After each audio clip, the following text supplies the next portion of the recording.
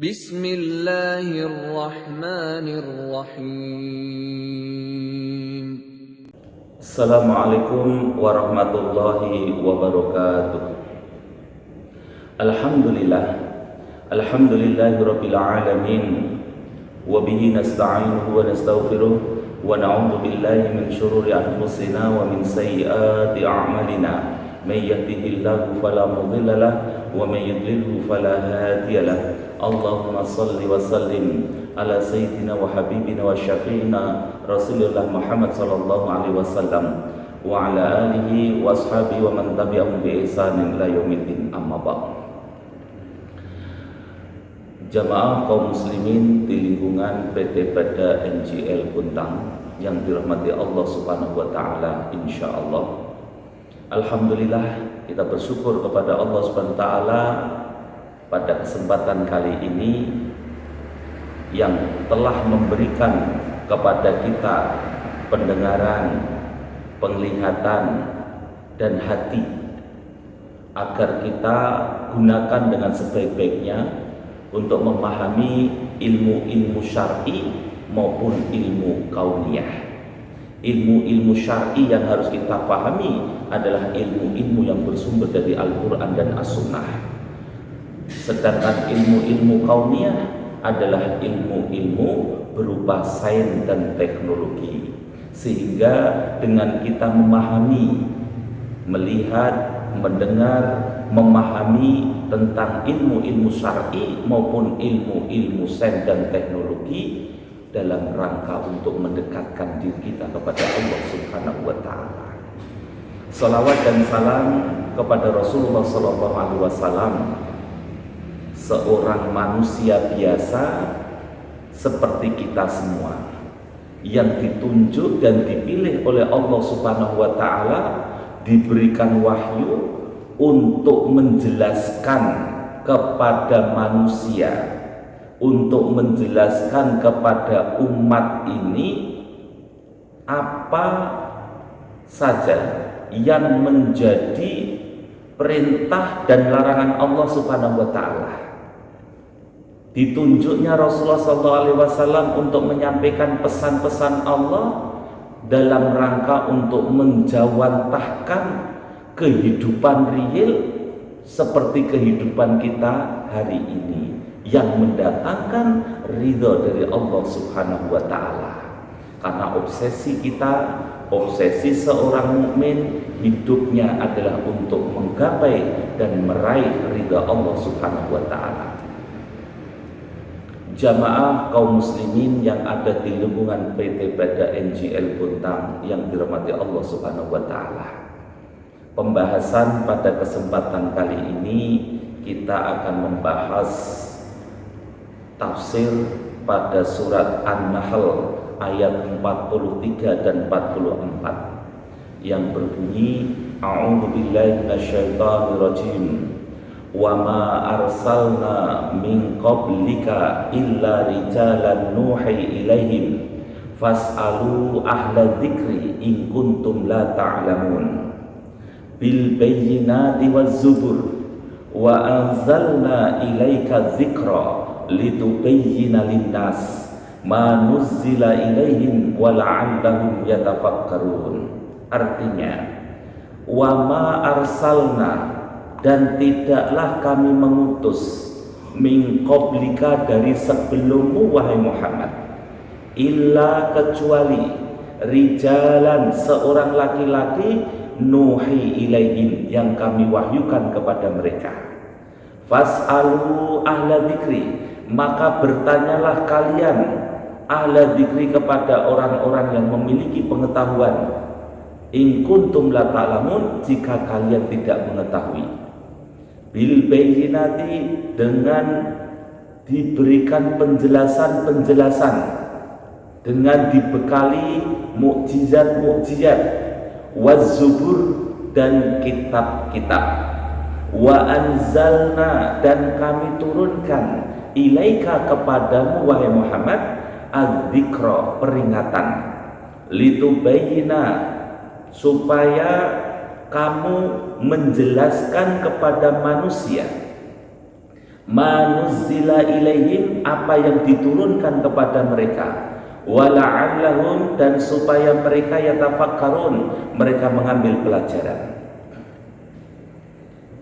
Dalam penjelasan ayat ini, Imam Az-Zuhaq radhiyallahu anhu mengatakan yang bersumber dari Ibnu Abbas, sahabat Rasulullah SAW radhiyallahu anhu, bahwa ketika Allah SWT mengutus Nabi Muhammad SAW sebagai seorang Rasul, orang-orang Arab, orang-orang Quraisy, musyrikin Quraisy, sebagian besar dari mereka adalah mengingkari kerasulan Nabi Muhammad SAW. Sampai-sampai mereka mengatakan Allah akan lebih agung, Allah akan lebih mulia kalau seandainya Rasul yang diutus bukanlah manusia. Maka kemudian Allah SWT menurunkan ayat yang Allah tulis di dalam surat Yunus ayat yang kedua, A'udzubillahi minasyaitonirrajim, akana linnasi ajaban an auhayna ila rajulin minhum an anzirin nas. Patutkah manusia terheran-heran, patutkah manusia takjub bahwa kami, kata Allah, mewahyukan kepada seorang laki-laki di antara mereka, lalu Allah katakan, berilah peringatan kepada mereka. Atas pengingkaran orang-orang Quraisy, musyrikin Quraisy ini, maka Allah Subhanahu wa taala menjelaskan kepada Nabi Muhammad SAW untuk menenangkan hatinya dengan surat An-Nahl ayat 43. Wa ma arsalna min qablika, dan tidaklah kami mengutus dari sebelummu wahai Muhammad, illa rijalan nuhi ilaihim, kecuali kami wahyukan seorang laki-laki, kami wahyukan kepada mereka. Fas'alu ala dzikri, maka bertanyalah kalian, tanyakan kalian semua, ahla dzikri, kepada ahlu dzikri, orang-orang yang memiliki pengetahuan, in kuntum la ta'lamun, jika kalian tidak mengetahui. Maksudnya adalah bertanyalah kalian, bertanyalah kalian kepada orang-orang ahlul kitab terdahulu yang paham tentang kitab Taurat, yang paham tentang kitab Injil, yang paham tentang kitab Zabur. Ahlul zikr, orang-orang yang memiliki pengetahuan terhadap kitab-kitabullah, terhadap kitab-kitab yang Allah turunkan dari langit. Tanyakan pada mereka, apakah nabi-nabi, rasul-rasul yang diutus di tengah-tengah manusia dari dahulu hingga Nabi Muhammad yang terakhir itu dari kalangan manusia atau dari kalangan malaikat? Jika nabi dan rasul yang diutus di tengah-tengah manusia dari golongan malaikat, dari bangsa malaikat, maka silahkan kalian kufur. Tapi jika jawaban dari ahli dzikr yang diutus adalah manusia seperti kita-kita, maka tidak ada alasan bagi kalian untuk ingkar. Tidak ada alasan bagi kalian untuk mengingkari kerasulan Nabi Muhammad SAW. Maka Allah Subhanahu wa taala menurunkan ayat yang lain di surat Yusuf ayat 109. A'udzubillahi minasyaitonirrajim. Wa ma arsalna min qablika illa rijalan nuhi ilaihim min ahlil qura. Kami tidak mengutus sebelum kamu Muhammad melainkan seorang laki-laki yang kami beri wahyu kepadanya di antara penduduk negeri. Ayat ini cukup jelas menegaskan bahwa Rasul yang diutus adalah dari bangsa manusia di negeri, bukan yang berasal dari langit, yaitu malaikat. Kemudian Allah Subhanahu wa ta'ala membekali Rasul yang diutus itu dengan bayinat, dengan bukti-bukti yang nyata, dengan keterangan-keterangan yang jelas, dengan mukjizat-mukjizat, wazubur, dan diberi penjelasan dengan kitab-kitab. Ya, inilah yang dipahami, yang dijelaskan oleh Imam Ibnu Abbas, Imam Mujahid, dan Imam Ad-Dhuhab dan lain sebagainya. Kemudian wa anzalna ilaika dzikra. Kemudian kami turunkan kepadamu wahai Muhammad az-zikr, Al-Qur'an. Kami menurunkan az-zikr, kami menurunkan Al-Qur'an. Maksudnya adalah untuk apa diturunkan Al-Qur'an? Litubayyina linnas ma nuzila ilaihim. Untuk kamu jelaskan kepada manusia apa yang diturunkan untuk mereka, agar kamu wahai Muhammad menyampaikan apa saja syariat-syariat yang Allah turunkan untuk mereka, sehingga mereka paham, sehingga mereka mengerti aturan-aturan Allah.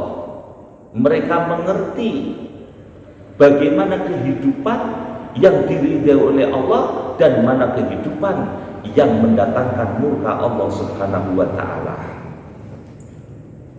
Jadi wa anzalna ilaika dzikr, kami menurunkan kepadamu Muhammad az-zikr. Az-zikr adalah nama lain dari Al-Qur'anul Karim, sebagaimana dalam surat Al-Hijr ayat yang ke-9, inna nahnu nazzalna dzikra wa inna lahu lahafidun. Sesungguhnya kami yang menurunkan az-zikr, yaitu Al-Qur'an, wa inna, dan sesungguhnya kami lahu, terhadapnya, terhadap Al-Quran itu, lahafidun, yang akan menjaganya. Maka ketika ada pemalsuan Al-Quran, senantiasa ketahuan, karena memang Allah SWT sendiri yang menjaga kesucian Al-Quranul Karim. Nah, setelah Nabi Muhammad SAW mendapatkan Al-Quran yang Allah turunkan kepada Nabi Muhammad, kemudian Nabi Muhammad tugasnya adalah menyampaikan kepada manusia seluruhnya. Terlepas dari nanti manusia ada yang beriman dan ada yang kufur, yang jelas tugasnya sudah tersampaikan, menyampaikan wahyu, menyampaikan ayat-ayat Allah Subhanahu wa ta'ala. Ya, adapun yang menerima, bersyukur dan beruntung orang yang menerima ayat-ayat yang datang dari Allah Subhanahu wa ta'ala yang disampaikan oleh Nabi Muhammad. Adapun yang ingkar dan kufur, Nabi Muhammad tidak punya tanggung jawab itu. Tugas dan tanggung jawab Nabi Muhammad sebatas menyampaikan pesan-pesan Allah Subhanahu wa ta'ala. Kenapa az-zikr ini disampaikan? Kenapa Al-Quran ini ayat-ayatnya harus disampaikan? La'allahum yatafakkarun, supaya mereka berpikir. Berpikir maksudnya apa? Supaya manusia itu menyadari, melihat pada dirinya sendiri, agar mereka mendapatkan petunjuk, agar mereka bisa beruntung baik kehidupannya di dunia maupun kehidupannya di akhirat. Sehingga kehidupannya di dunia ini kehidupan yang mendatangkan ridho dari Allah Subhanahu wa ta'ala, berusaha untuk meraih ridho dari Allah Subhanahu wa ta'ala setiap langkah, setiap amal, setiap ucapan yang diucapkan oleh manusia itu. Maka sebagai orang mukmin yang berpikir, seorang mukmin yang cerdas, maka kita akan berusaha mengevaluasi diri kita. Apakah selama ini hidup kita sudah dididik oleh Allah atau belum? Dan standar ridhonya adalah Al-Quran dan sunnah-sunnah Rasulullah SAW. Kehidupan seorang mukmin adalah tidak ada tujuan lain kecuali untuk menggapai ridha Allah Subhanahu wa taala. Semoga hidup kita adalah kehidupan yang diridhai oleh Allah, kehidupan yang mendapatkan petunjuk dari Allah Subhanahu wa taala, kehidupan yang mengantarkan kita pada posisi husnul khotimah sehingga berada di sisi Allah kelak pada hari kiamat dengan kehidupan yang kekal, ridho dan abadi. Akhiru da'wana billahi taufiq wal hidayah. Wassalamualaikum warahmatullahi wabarakatuh.